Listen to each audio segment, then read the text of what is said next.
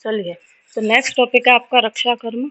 ये topic important है और इस टॉपिक से आपका जो फर्स्ट पेपर में यहाँ से एक बड़ा क्वेश्चन आपसे पूछा जाएगा मॉडर्न और आयुर्वेद दोनों के अकॉर्डिंग। तो यहाँ से और अगला जो टॉपिक पढ़ेंगे हम एनेस्थीसिया, ये दोनों ही बहुत इंपॉर्टेंट टॉपिक है।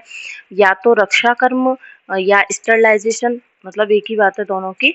या तो ये वाला क्वेश्चन आपसे 10 मार्क्स में पूछा जाएगा या फिर एनेस्थीसिया का जो क्वेश्चन है वो 10 मार्क्स में ज़रूर ही पूछा जाएगा। तो शुरू का हमने जितना भी पार्ट पढ़ रहे हैं ना, शुरू के 7-8 टॉपिक तो आपके बहुत ज़्यादा इंपॉर्टेंट हैं बड़े मार्क्स के लिए। बड़े जो क्वेश्चन पूछे जाते हैं 10 मार्क्स 5 मार्क्स यहाँ से ज़रूर ही आएंगे। ठीक है, तो हम आज की क्लास में अब बात कर रहे हैं शस्त्र पढ़ने के बाद रक्षा कर्म की। रक्षा कर्म यानी कि कोई भी आपने शस्त्र कर्म किया, व्रण बन गया, तो ये बहुत ज़रूरी है कि जो भी वुंड बना आपने, क्योंकि देखो आप कोई भी कट लगाओगे तो ऐसा तो है नहीं कि बिना काटे फाटे आप कट लगा दो, ऐसा तो है नहीं। जहाँ भी आप शस्त्र कर्म करोगे वहाँ आपके द्वारा व्रण जरूर बनेगा। तो अब आपका कर्तव्य क्या है, एक चिकित्सक का कर्तव्य क्या है कि जो भी व्रण बना है उसके अंदर कोई भी तरीके का इन्फेक्शन नहीं होना चाहिए। यानी कि अगर वहाँ कोई भी इन्फेक्शन हुआ तो बॉडी की ब्लड स्ट्रीम में जाकर भी इन्फेक्शन फैलेगा और पर्सन की डेथ भी हो सकती है या फिर जो है कॉम्प्लिकेशन आना शुरू हो सकते हैं। तो इसीलिए शस्त्र कर्म करने के बाद हम क्या करवाते हैं, रक्षा कर्म करवाते हैं। तो आचार्य सुश्रुत ने जो भी व्रण चिकित्सा के अंदर 60 उपक्रम बताए हैं, पढ़ाऊंगी मैं आपको आगे जाकर के, आएगा आपके सिलेबस में है।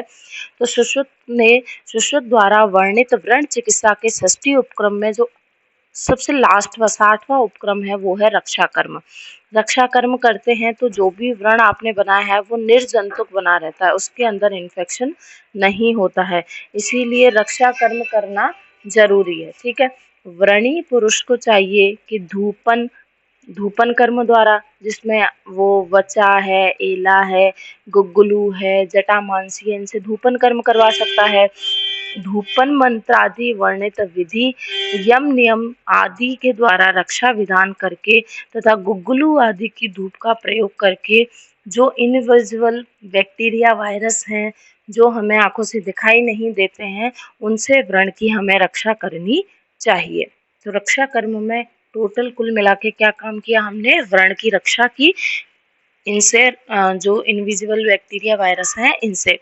फिर उसके बाद आता है धूपन द्रव्य। अब धूपन करा के आप रक्षा कर्म कर रहे हो, लेकिन धूपन में कौन कौन से द्रव्य आप यूज ले सकते हो। सबसे पहले गुग्गुलू है, अगरू है, ये सारे धूपन द्रव्य हैं।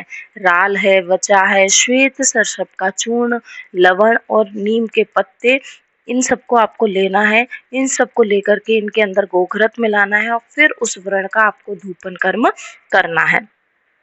ठीक है, फिर जितना ये गोघृत मिला के जितना धूपन में यूज हो गया वो तो ठीक है, थोड़ा बहुत अगर बच रहा है उसके अंदर तो आप उसके हृदय आदि मर्मों पर लेप कर दो हल्के हाथों से। इसी घी का, जो ये सारे द्रव्य मिला हुआ अगर घी आपके पास बचा हुआ है तो रोगी के हृदय आदि मर्म स्थानों पर हल्के हाथ से आपको अभ्यंग कर देना चाहिए।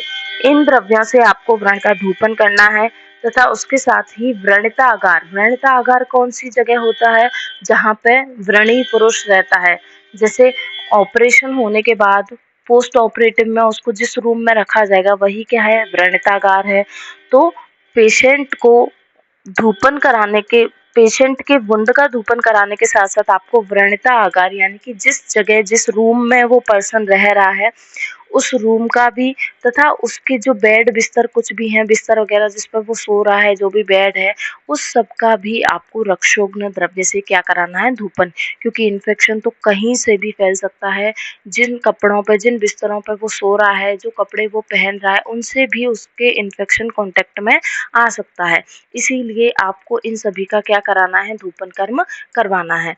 इससे व्रणी में धूपन से क्या होगा, जो व्रण पुरुष है उसमें किसी भी प्रकार का जीवाणु का संक्रमण नहीं होगा, कोई भी बैक्टीरिया वायरस व्रण के थ्रू बॉडी में एंटर नहीं कर पाएगा। क्योंकि जो व्रण होता है वो जो है ओपन एरिया है बॉडी में एंटर करने के लिए, किसी भी बैक्टीरिया वायरस जो है इस वुंड के थ्रू बॉडी में एंटर कर सकता है। इसीलिए क्या है, कोई, जैसे आपने देखा भी होगा ये सुना है ना कि अगर कट लग जाए तो नंगे पैर मिट्टी वगैरह में नहीं जाना चाहिए, क्योंकि टिटनेस का जो वायरस है वो मिट्टी में ऐसे ही घूमता रहता है और वो कट के द्वारा बॉडी में एंटर कर सकता है। तो वो ओपन एरिया होता है उनके एंटर करने के लिए, इसीलिए क्या है आपको उस व्रण का धूपन कर्म कराते रहना चाहिए, जिससे वहाँ पे किसी भी तरीके का इन्फेक्शन ना फैल पाए। रक्षोघ्न द्रव्यों का मर्म स्थानों पर लेप करने से रुग्ण की प्राण शक्ति वर्धित होती है। जैसे अभी हमने हृदय आदि मर्मों पे उसका लेप किया था ना घी का, तो ये जो लेप करोगे इससे क्या है प्राण शक्ति उसकी बढ़ जाती है। ठीक है, उसके अंदर जो है बल आ जाएगा और उसके जो मर्म स्थान है उन पे पीड़ा नहीं होगी, तो अपने आप ही क्या होगा उसकी प्राण शक्ति बढ़ जाएगी।